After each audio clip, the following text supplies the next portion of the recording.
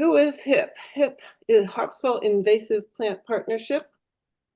It consists of partners with the Garden Club in Harpswell, the Heritage Land Trust, Conservation Commission, Town Lands Committee, the Mitchell Field Committee, and many interested residents and community members. We started organizing in 2014, so just about 10 years ago now. And we began surveying public areas, public lands in Harpswell for invasive plants in 2015. And a year after that, we started working on controlling those. I'm just trying to figure out where everyone is. Yeah. Don't forget to hit mute if I you wanted have. to see who else was on. Can you hit mute, whoever's talking, please? Thank you. Okay, so far we've devoted over 2,700 hours towards removing invasive plants in Harpswell, and every year we add a couple hundred more hours. So we're always looking for volunteers. So if this piques your interest, keep us in mind. And when we get to our work days later in the summer, you can lend a hand. So who has volunteered? We've had volunteers from ages 6 to 86, community residents, students from local schools. One day, a busload of kids came down from the Maine Academy of Natural Sciences and helped out a little bit at Mitchell Field. We've had students from Bowdoin College, employees doing volunteer work days for their businesses in the communities, including Lowe's and Key Bank. We've had people on vacation that see our signs or notices about the work days will show up with their work gloves and lend a hand just because they're here and they think it's important. And we do a lot of work with the Harpswell Garden Club. As Linda mentioned, I'm a member. Linda's a member. And our other co-chair is Don Westfall, and his wife, Tucky, happens to be the president of the Garden Club. So give them a plug. Here's some of our volunteers. We've had Girl Scouts and, as I said, college students. There's some Bowdoin guys had uprooted an autumn olive, and we're very proud to show it off. And we had people from Lowe's helping to dig out honeysuckle that was invading one of our land trust properties. So there's another group of Bowdoin students. The ladies lacrosse team came down and helped us pull thistles and cut down barberry. They were really surprised at how prickly invasive plants could be. So our mission is collaborating with volunteers and town organizations. The Harpswell Invasive Plant Partnership aims to control and identify invasive plants on public lands in Harpswell and build the awareness of the damage these plants can cause. We add information about the invasive plants that we locate to a database called IMAP Invasives, which is overseen by the Maine Natural Areas Program. Includes not just Maine, but many parts of the United States contribute to this database. And for each plant that we find when we survey properties, we upload the photo, its GPS location, and a description of the extent of the invasive growth. Like, is it just a single young plant? Is it a big mature shrub? Does it cover a couple hundred square feet? Things of that nature. So all of the information that we've obtained by walking preserves and town lands is in that database and can be accessed through the Maine Natural Areas Program. So I'm keep throwing this word around. What is invasive? Well, the Natural Areas Program defines it as a plant that's not native to the local area. Its introduction, it does or may cause economic and or environmental harm. And its introduction may also cause harm to human health. And we'll see some of these examples as we go through the specific plants. But basically, an invasive plant is one from away that really kind of moves in like an unwelcome house guest that doesn't want to leave. It just makes itself right at home. And how did they get here in the first place? Well, we brought them. Many of the plants that we are dealing with came as invasive, as ornamental plants. Like in the mid-1800s, botanists were bringing all kinds of things over, landscapers like them. And this plant doesn't get any insects. The insects won't damage this plant. It's wonderful. It was wonderful if you don't like insect damage, but it's not feeding our native insects. So, and sometimes we deliberately plant these things to keep shorelines from eroding, or road banks along the roadways. People plant things to hold the soil in place, and they take over. And here we've got a couple volunteers weeding out Canada thistle, which is an invasive plant, along one of the town lands landings, the tide mill landing on Ash Point. So why are we worried about invasive plants? Well, they do reduce the area where our native plants can grow. They compete for the resources, like water, light, nutrients, and just general growing space. Invasive plants are vigorous growers with the prolific rates of reproduction. They don't have any natural pests that they would normally encounter in their native land. And they sometimes even change the chemistry of the soil that prevents other plants from growing. More than a third of New England's plants are not native, and of those, 10% are labeled invasive. That's a lot of plants. A dense colony of invasive plants could alter the air temperature and the soil chemistry, such as black swallowwort, garlic mustard, knotweed, and knapweed are all plants that can emit chemicals. Tick populations have been surveyed, and areas that have higher tick populations have areas of heavy invasive plant growth, especially thickets of Japanese barberry. Native plants are being crowded out, and the native plants provide better sources of nutrients for our native birds and insects. Many of our insects are termed specialists. They only eat or live, they need one particular type of plant for the caterpillars to survive. So these specialists have developed a dependence on that specific plant through centuries of evolution. And if that plant's not available, the insects will die of starvation. In one little instance, if there's a caterpillar nest on a cherry tree and the insects can only eat cherry leaves, they've finished off their little sapling cherry tree and they want to go to the next plant. They're surrounded by honeysuckles and roses, multiflora roses. They're going to starve because they don't eat those two plants. They only eat the cherry tree. So birds get better nutrition from the native plants. Caterpillars in the spring are wonderful for feeding baby birds. The caterpillar is a nice soft sack of nutrients that can easily be swallowed by a young bird. The berries in the fall provide much more energy for migrating birds than do the berries or fruits of non-native plants.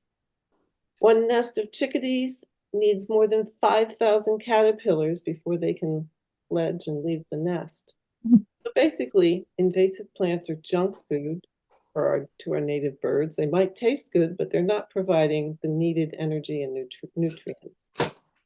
So how do we work to control these invasive plants? Well, basically cut, dig, pull, repeat.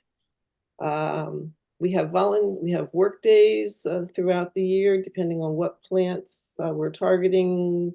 Some things we pull out in the spring, some things we cut back in the fall, but we always invite volunteers to join us, and we start with a little lesson on what invasive plants are on the property we're working on and what we're going to do to control them. We put articles and ads, little ads, did you know, little tidbits of information in the anchor. We have a website, and we send out emails. And tonight we're offering a program which we're going to try to do a couple more times before the weather gets warm and we start our outdoor work. We also have a program which I'll talk a little bit about later called Hip Help, where we will make house calls and find out what invasive plants you may have on your property. Spaghetti's good. Good. These little skinny ones are good. Good news. So what was, The How noodle. does it work? Well, we have tools we keep, And we can actually lend some of them out if you have a need for removing invasive plants and don't happen to have your own. We have loppers, pruners, and saws. We have shovels and a tool called a weed wrench. And we have weed torches. And we also sometimes use glyphosate, which is an herbicide. And sometimes we call in the professionals for very dense growth.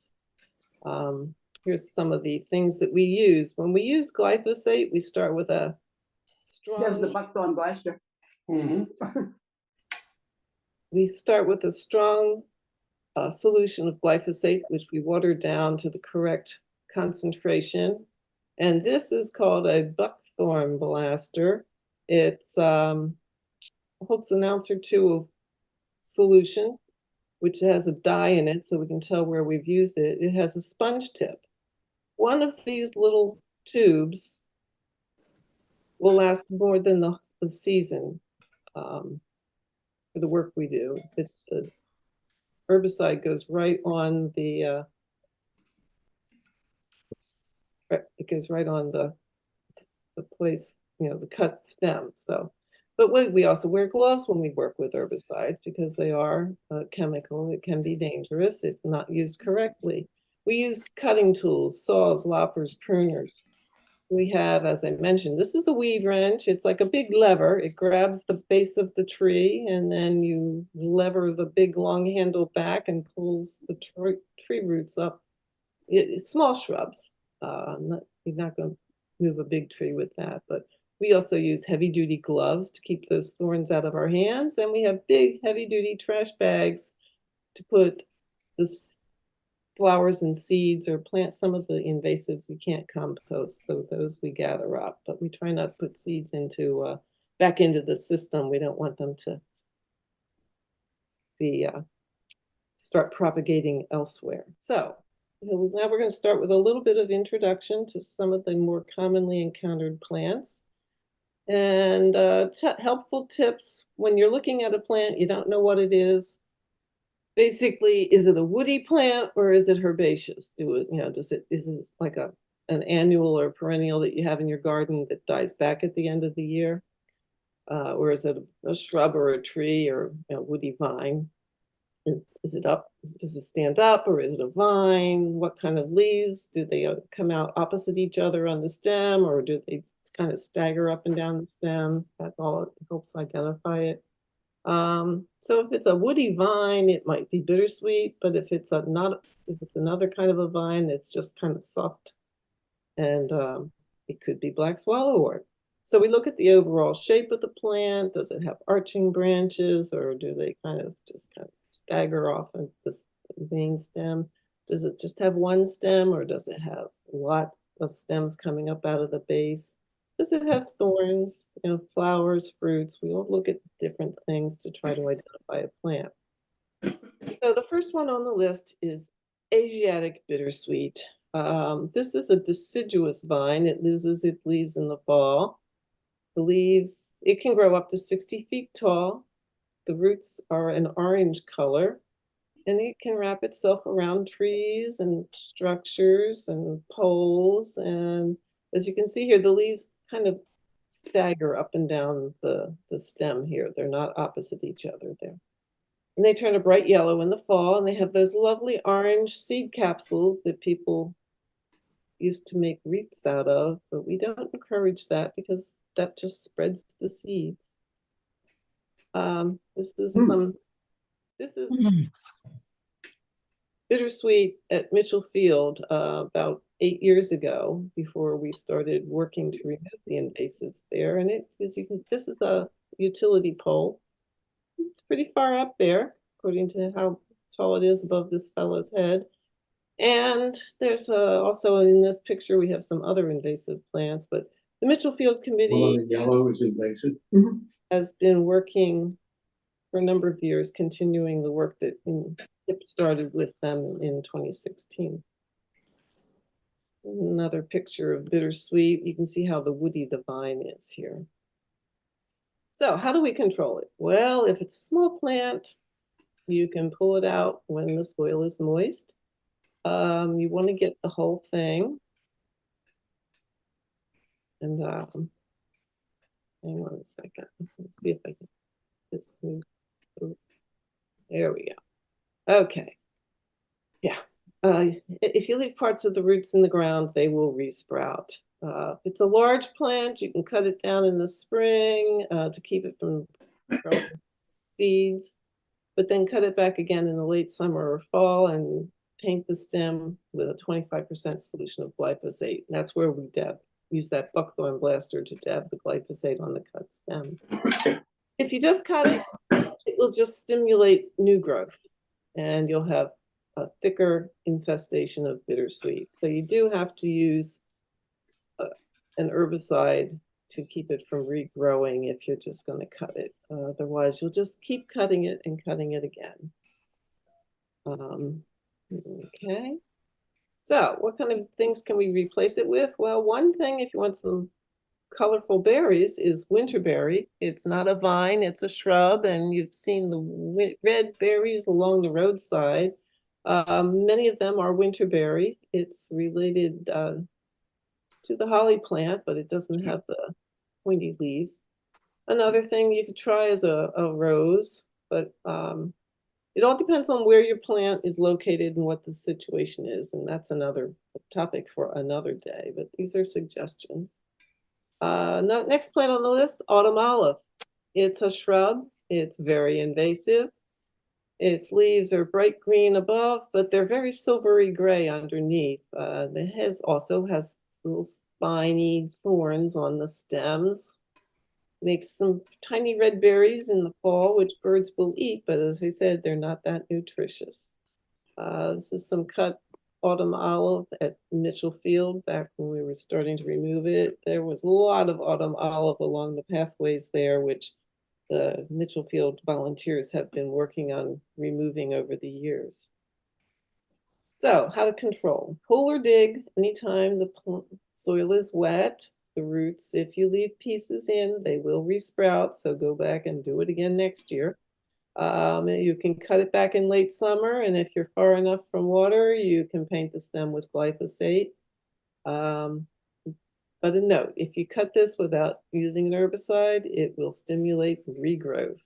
Like I said, invasive plants are good at surviving. Black swallow up on the list. This is a vine. It's severely name and has long non-branching stems that will twine around each other over other vegetation. And it's an allelopathic plant, which means it emits a chemical that into the soil, which growth of other plants in the same area. It has a very tiny little black 5-petaled flower, which will then develop seed pods that are about 1.5 inches long, and you can see here's one of the little flowers. Amazing. Pods will ripen in the late summer and send out little feathery seeds, much like milkweed. And this is what the plant looks like right now. It kind of withers on the vine. You can see the empty seed pods here. The seeds have already gone. But it's just grown all around the shrubs that it's next to, and you can so if you see something like this, a vine that looks like it has split open seed pods, it's likely you've got black swallowwort. So how to get rid of that? Well, cut, bag, and dispose of the plant flowers before they turn into seed pods and seeds. You can try digging it. You need to dig out a large area around the base of the plant so you can get the whole root, and go back and look at it again later in the year and again the next year, because it will probably keep reappearing. If you do cut the seed pods, bag them up, tie them securely, and dispose of them, not in composting, but in trash. Our Harpswell Recycling Center does have a dumpster over the hill in the back part that will accept invasive plants. So if you have to bag seed pods, invasive plants, we have a place in Harpswell that will take care of them for you. If you have a big infestation of black swallowwort, you might want to try professionals. But I really worry about this plant because it can cause harm to monarch butterflies. As I mentioned, black swallowwort is related to our native milkweed, and the monarch depends on milkweed for its life cycle. Studies have found that if a monarch eggs are laid on black swallowwort, all the larvae that hatch on the black swallowwort will die when they eat black swallowwort leaves. There's a toxin in the milkweed that the We don't have monarchs any more sound. have adjusted to over the centuries, but the toxin that is in black swallowwort is different, and therefore it is fatal to little caterpillars that nibble on it when they hatch. Currently, the Maine Department of Conservation, Agriculture, and Forestry is testing a biocontrol method for this plant. Using a moth from the same part of Eastern Europe that's the natural predator of black swallowwort that originated there. Previous tests have been done in Rhode Island and Ontario, and currently they had cages of this Hypena opulenta is the name of the moth, if anybody needs to know. We had a couple of test sites right here in Harpswell. A couple of cages were placed at Land's End and a couple in South Harpswell on Harpswell Neck. The cages were monitored. They determined that the caterpillars were eating the black swallowwort and causing damage. They were made a second generation during that same test season in 2022. And actually, they monitored the sites through this last summer to see if any of those caterpillar larvae survived through the winter. And there has been signs of leaf damage at the sites where they tested in the year before.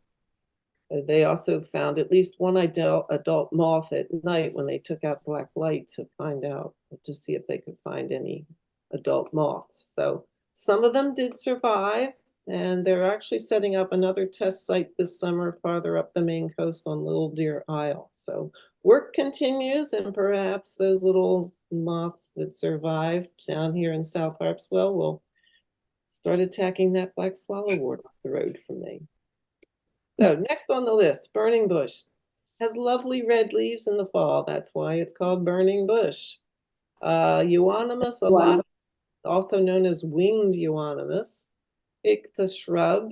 It's severely invasive. That's what you had in Cambridge. We did? But don't worry about it. You said you helped your father with. Can somebody please mute their microphone? Yeah, okay. Anything that looks like that? Euonymus leaves have this little wing on them, which is why it's winged euonymus, the stems, and it gets kind of a quirky bark. So that's what it looks like at this time of year because I took this picture this week. These are volunteers pulling baby burning bushes out of the garden property at Centennial Hall. 25 years ago, the garden club planted a couple of burning bush.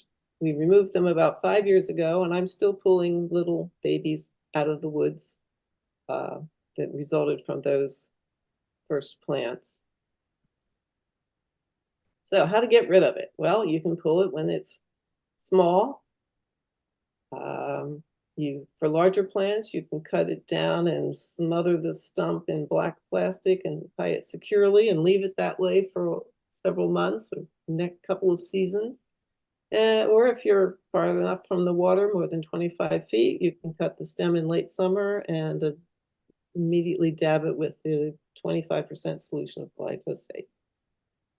Native replacement for this, for some fall color, you can try a Clethra onifolia, so known as summer sweet. You can do an oak leaf hydrangea or a high bush blueberry. They both have good foliage. This is the Clethra in the early part of the fall. It's just starting to get a little yellow color. And here's an oak leaf hydrangea, which has lovely red oak leaf shaped leaves that turn red in the fall. It does not flower profusely like some hydrangeas, but it does have a lovely white flower, paniculata type flower. So. Canada thistle. It's an invasive perennial. Comes up, can grow up to 5 feet tall, and it has these purplish flowers, with alternate leaves, and it's very, very prickly. This is a couple of grown plants. Generally speaking, we can pull these in the spring. If you get the whole root, that's good because root fragments will resprout. You could just try cutting it 2 or 3 times a year for several years at a 10-inch height, or you can smother it with boards, cardboard, heavy paper, black plastic, or you could just deadhead it and put those seed heads in a bag and put them in the trash, not in composting. This plant is not very receptive to use of herbicides, so just pulling and cutting is what the best way to treat Canada thistle. Garlic mustard is another plant that's coming to Harpswell. We have a nice collection of it at Mitchell Field, and there's little bits at Potts Point and other places.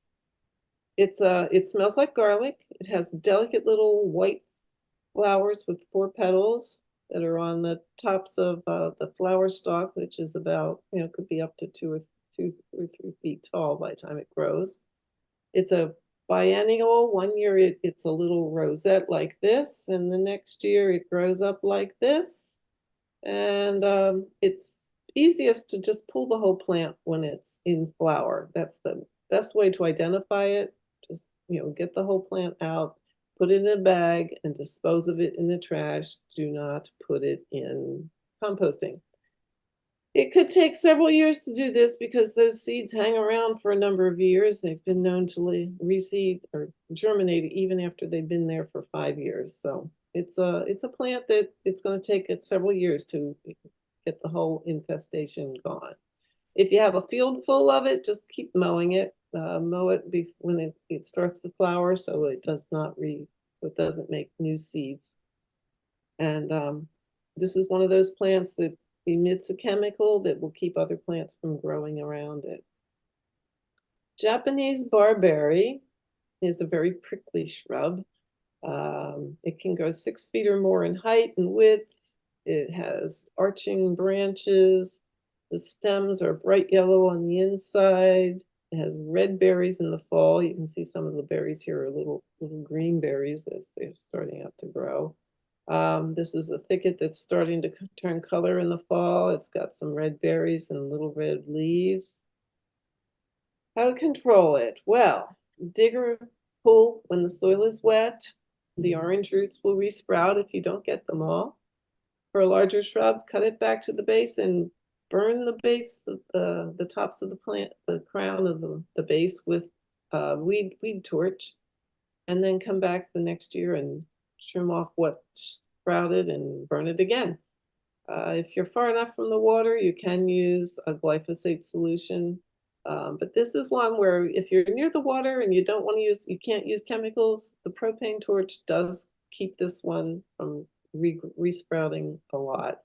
We've used this method successfully down at Potts Point. And one thing about this plant, it can be harmful to human health because deer ticks really like it. Studies in Connecticut, they did studies at different locations, and in each location they had a plot where they had barberry that did nothing. They did not treat. They had barberry that they treated, and they had an area that didn't have any barberry. And after they treated the barberry, they discovered that the tick population was very similar to that of the part of the plot that had no barberry plants in it. Deer ticks in particular, the black-legged tick, like humid conditions where they're sheltered from the wind. They don't like to get dried out. So in the tick's 2-year life cycle, the year after they cleared out the barberry, the ticks didn't really enjoy the drier, sunnier, more exposed location, and that was led to the reduced tick population. So barberry is a plant that will harm human health. 9 bark is a good replacement. So is high bush blueberry. This is a 9 bark that's in my front yard, and it has lovely little reddish flowers in the, I guess, June to July, and they actually make good additions to flower arrangements. Knotweed. Japanese knotweed, some people refer to it as bamboo. And as you can see in this picture, the flowers look very lovely along the roadsides in late summer, early fall. It has long triangular shaped leaves. The stems become thick and hollow, which is why we refer to it as bamboo. And the honeybees seem to really like the flowers. It's edible. The shoots in the spring are much more tender and edible. And I've noticed Merry Meeting Adult Ed is having a course this spring called Eating Japanese Knotweed. So if you want to find out how to eat it and whatever, there's a class you can take. Personally, I just cut it and put it in, don't put it in compost. Best way to get rid of this is to mow it down as often as you can during the summer. Every time you cut this plant, the roots try to regrow and they use up energy. When you cut the tops off, the energy is not being replaced in the root system. So you basically, frequent cutting is starving the plant. When you do cut it, bag all the plant parts, put them in the trash, do not compost. They will sprout in the compost heap. The roots will resprout when they're still in the ground. But if you do cut it, eventually it will peter out and stop growing. I've dealt with it successfully at Centennial Hall, and we had a whole thicket of it, and which is now, I cut little pieces that are about 2 or 3 inches tall during the course of the summer, fewer and fewer every year. But don't dig it up, because you're just going to encourage those roots to re-sprout, and you'll have an even thicker stand of knotweed. So just cut, and repeat. And as I said, do not put it in the compost heap or you'll have more. Multiflora rose. It's a perennial shrub. It's very invasive in Maine. This is it has leaflets. A compound leaf has one long stem with little leaves growing off of it. And at the base of each leaf stem is this little flange, this little flange has fringe on it. And the multiflora rose is the only rose that you'll encounter with this fringed attachment at the base of each leaf stem. It's got long, thorny branches. Stems can be up to 12 feet long. They have many little flowers at the ends of the branches, which become tiny little rose hips at the ends of the branches. And it can take over an entire field if you leave it to the way it would like to grow. How to control it? Well, if it's a small plant, just pull it when the soil is damp, or keep mowing it. Mow it half a dozen times during the year. But you want to go back and check to make sure it hasn't resprouted, because as I said, invasive plants are survivors and they will keep on growing. If you're far enough from water, you can spray the leaf sprouts with glyphosate, or late in the year, cut those stems down and paint them with 25% solution. Native replacements are our native roses. This is a Virginia rose that I've planted down along the edge of my property. It overlooks the shoreline. We had some multiflora rose down there. I planted the Virginia rose to take its place, and it spreads. It's not as tall, which is great because I can see over it down to the water. And it has a little bit larger flower, but they're single. They're not all gathered together. So next plant is a weed, ornamental jewel weed. Now we have a native jewel weed, which is orange. Delicate little flower, maybe the plant's maybe a foot and a half tall. This plant can get up to 6 feet tall. It has pink flowers. It's much bigger, larger plant than our native jewelweed. It flowers in the summer, and its leaves kind of whorl around the stems. And sometimes it's called touch-me-not because when it forms seed capsules and you touch them, they'll explode and spread their seeds all over the place. So what do we do to control this plant? Well, basically pull it up. You want to pull it before those seeds form and get them in bags. Put the plant in the bag, into bags, dispose of it. Do not compost this plant. If you have seed pods on your stems, they will continue to develop and ripen in the bag. So once you've got it in the bag, don't open it. The seeds may pop out. Purple loosestrife. It's another summer flowering perennial. It's a member of the mint family, so it has like a four-sided stem. The leaves come opposite each other on the stem, and there's no little connecting stem between the leaf and the main stem of the plant. It's just directly attached. And it has this purpley pink flowers, which are on spikes. They can be up to 4 feet tall, 3 to 6 feet tall. And how do we get rid of it? Well, you want to dig or pull the whole plant when the soil is moist in the early part of the year. If there are roots fragments left, they will resprout. So look again next year because you may have more. You can try cutting the whole plant down when it starts to flower, but put those flower heads in bags. The stems might resprout, so you're going to have to come back and do it again next year and the year after that as well. As I say before, cut, pull, dig, and repeat. We do that a lot. If you're far enough from the water, a 2% solution of glyphosate while it's flowering might be helpful, but basically just pull the plant or cut the flowers off so it doesn't make its 2.5 million seeds each year per plant. Native replacements, liatris is a spiky plant with a similar shape and color.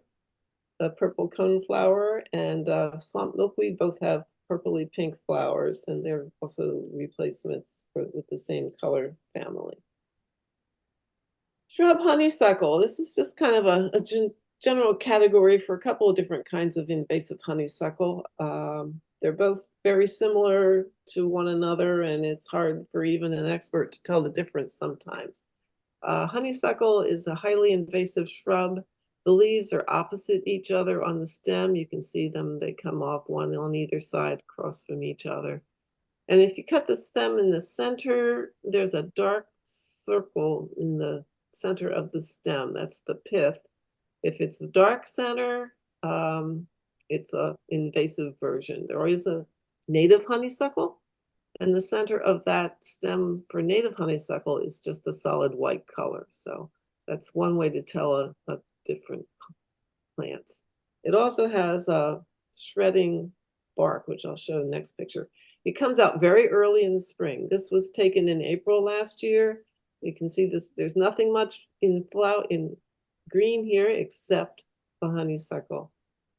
It comes out early and the leaves stay on late in the fall. And this is what the shredded bark is what I was saying, the more mature plants have. And we have had some honeysuckles that you need a chainsaw to get through. They're that big. This is honeysuckle at Curtis Farm Preserve. It's just a massive honeysuckle growing over these trees and shrubs that are there. Of course, there's also some bittersweet and multiflora rose mixed in there, but believe it or not, there are apple trees in here that are just covered with these invasive plants and vines. So how to control? Well, dig or pull the small plants when the soil is damp. We've used the weed wrenches on these smaller versions of the honeysuckle. You can cut it down to the base and burn it with the weed torch, and that will help prevent seeds from forming, but it does not actually kill the plant. It will resprout. So you have to keep coming back and revisiting it and repeating the process each year. If you're far enough from water, you can cut it to the ground after it leaves out and then try the 2% glyphosate spray on the resprouts. And if you're 25 feet or more from water, you can cut those shrubs down in the late summer or fall and dab that cut surface immediately with a 25% glyphosate. We have tried an experiment at Mackerel Cove. We have honeysuckle growing very close to the shoreline. We can't pull it out because that will create an erosion problem. We can't treat it with herbicides because it's close to the water. So we've tried experimenting with a heavy-duty black plastic that we cut the plant down to the low, stem level, and securely tied black plastic around it to try to smother it. With some success, there was a little bit of resprouting on some of the couple of the plants that we tested, but we covered them up again, and we'll see what they look like in the spring. We did take that plastic off for the winter so it wouldn't get washed away in our winter storms. So we'll put it back. We'll go back in the spring and see if we have to rewrap them again. So that's a test method we're testing for that situation. And native plant options for honeysuckle would be spicebush or viburnum. There are several native varieties. The American cranberry bush is one of them.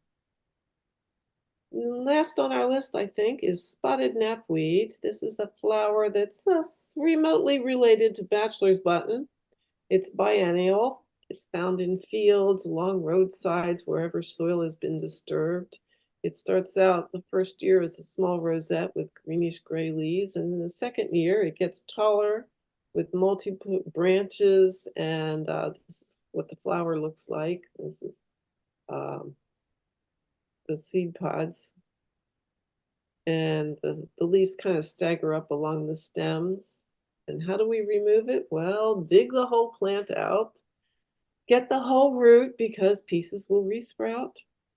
You can, if you do have to dig it out, what I do is I fill it in the holes with a bag of topsoil that I've gotten at the garden center.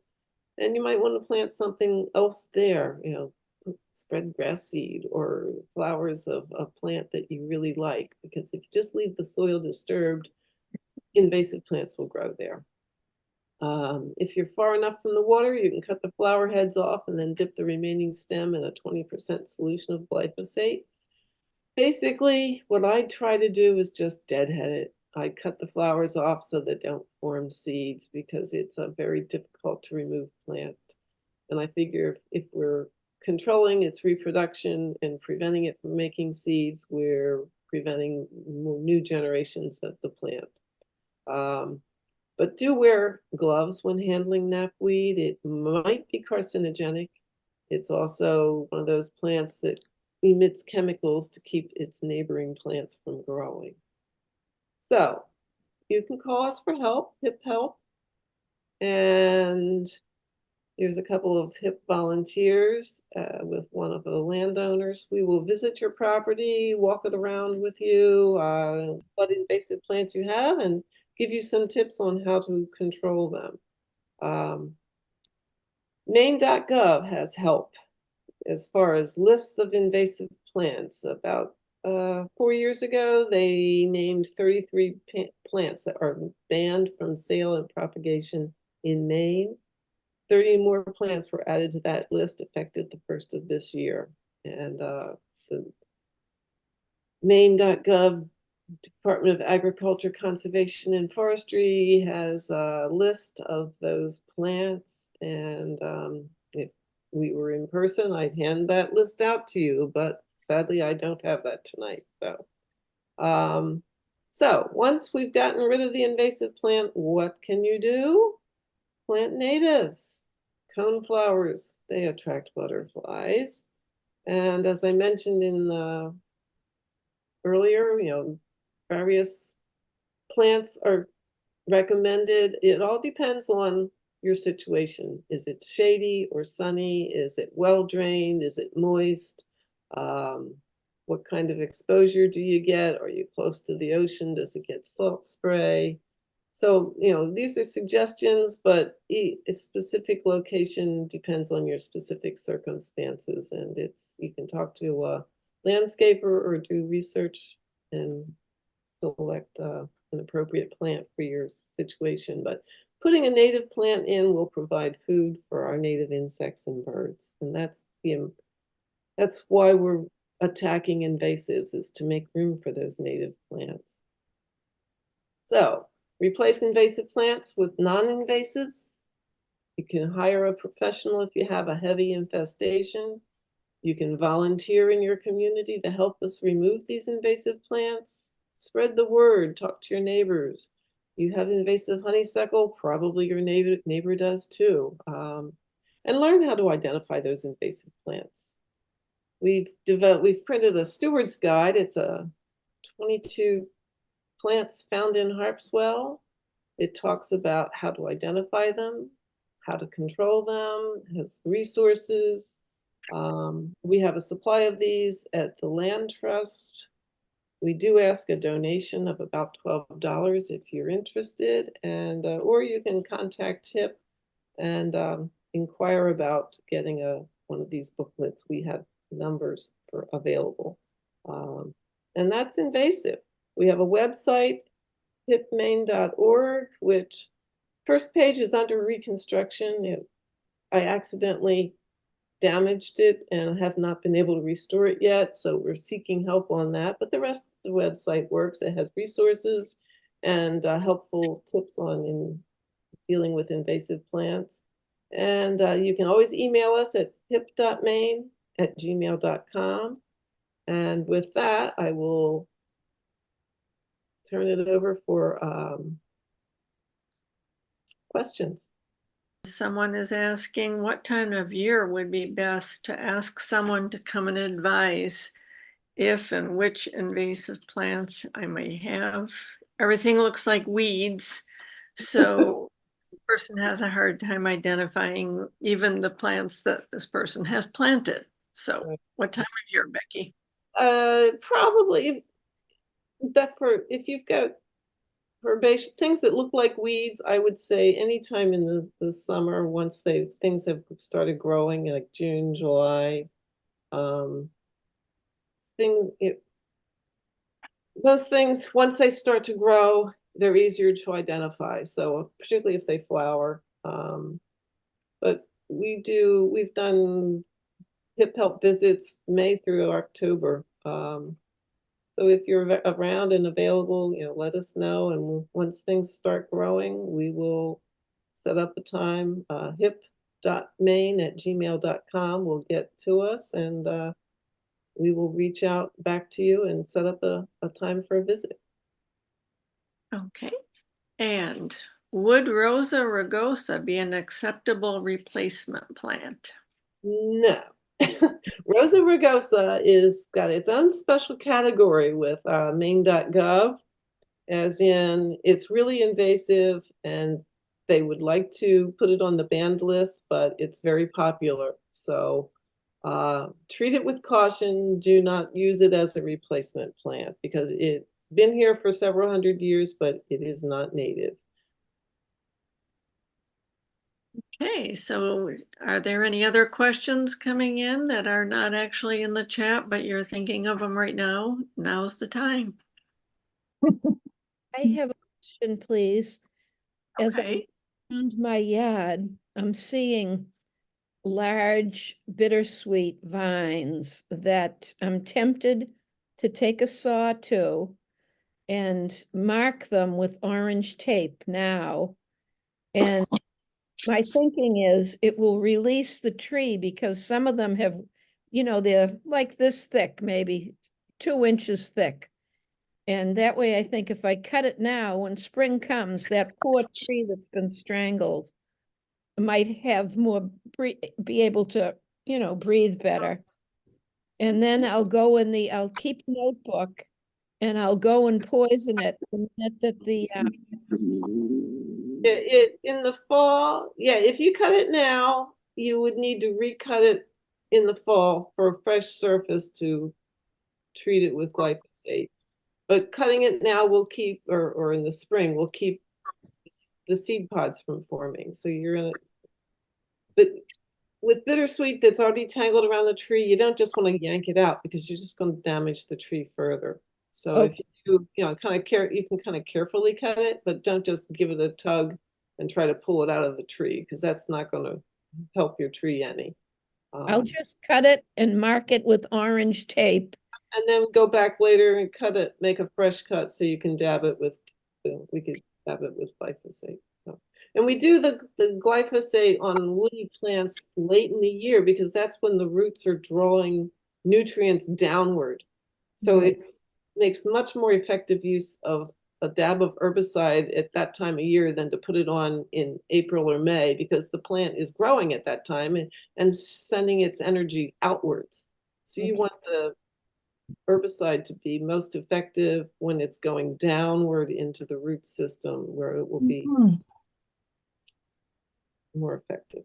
And I'll mention that herbicide only works on a fresh cut. That's why you have to go back and cut before you use the herbicide in the fall. Once the cut seals over, the herbicide won't be able to penetrate.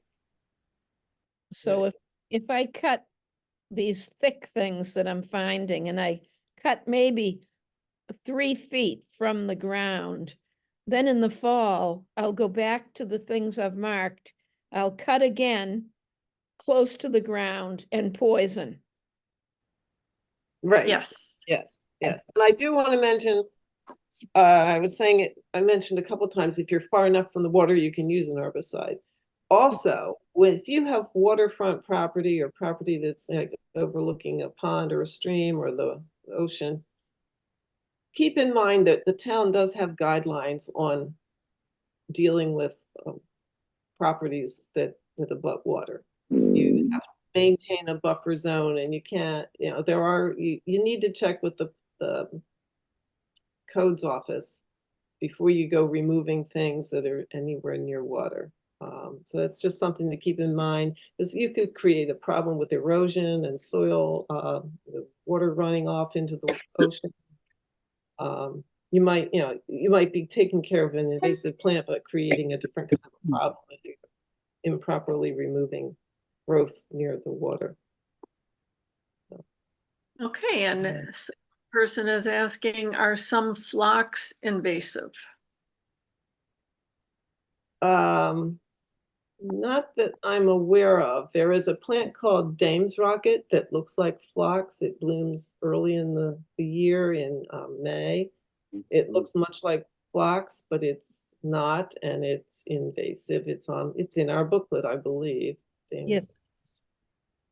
Or if it's not in our booklet, it's on the banned list for Maine. So. Okay, so what plants would you suggest to replace Rosa rugosa that have the same erosion control as for steep slopes? For steep slopes. Well, I do have, as I said, the Rosa virginiana, the Virginia rose it's still a rose. It has slightly smaller flowers than Rosa rugosa.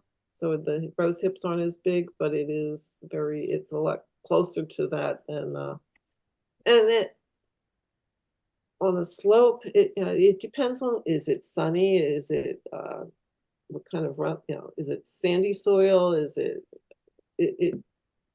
and that's another topic that we're going to get into hopefully in one of our next sessions, but, I have also yes. juniper, ground cover junipers that are native. Mm-hmm. Yep. They satisfy that steep slope erosion control. Yep. Not Slow, pretty. yep. Have a fun, but they. Yeah. What else have I planted? I have a beach plum. We have beach plums along the shoreline as well, and I don't know if it's on a steep slope or not. It's sloped, but it's not that steep. They are known for erosion control, though, beach plums. So possibility. I have a hesitation on beach plums. They don't cover the soil as densely. So I always feel until they totally get established, that soil is still vulnerable.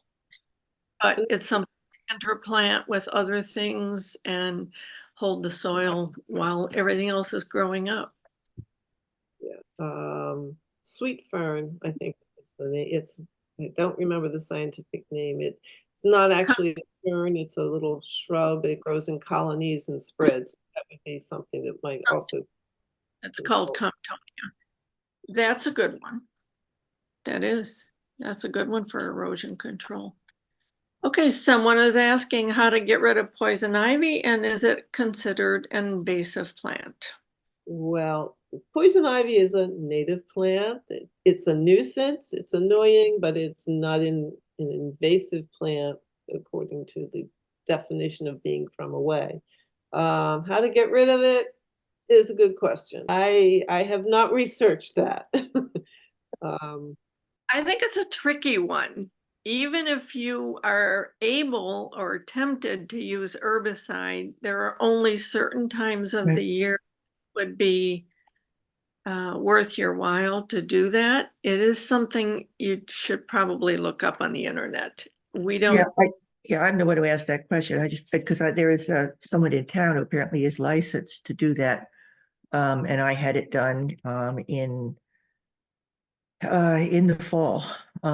It was sprayed with whatever is approved by the town to do that. But I didn't know if it was invasive. It seems to have been effective.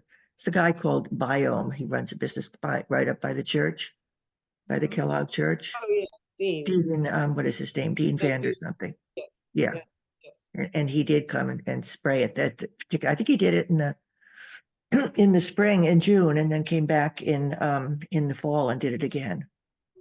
But I haven't been back yet since November to see whether it's going to come back this spring or not.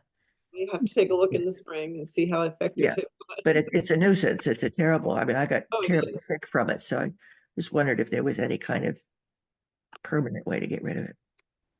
We're going to hope that his herbicide spray is one and done, but we'll find out in this.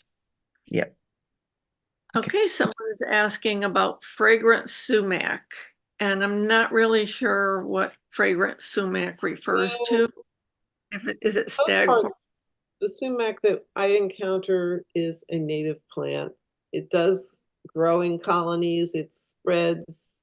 Can be, if you're not fond of it, you might find it annoying. But it is a native plant, so I just cut back the stems that are growing where I don't want them. But it's a colony. It's like one plant that keeps cloning itself. So you're not going to be able to really, unless you have a whole lot of dead bushes. People don't like it, but I would like to convince everybody to like it because it turns bright red in the fall. And if you have a colony of it that you control enough to where it's not growing into something else that's more valuable to you, the colony becomes beautifully red, and it's a native plant. So where people think they like burning bush because it's so red, they could like sumac instead. The female sumac plants get a red seed capsule at the top, or like, I don't know, what do you call that thing?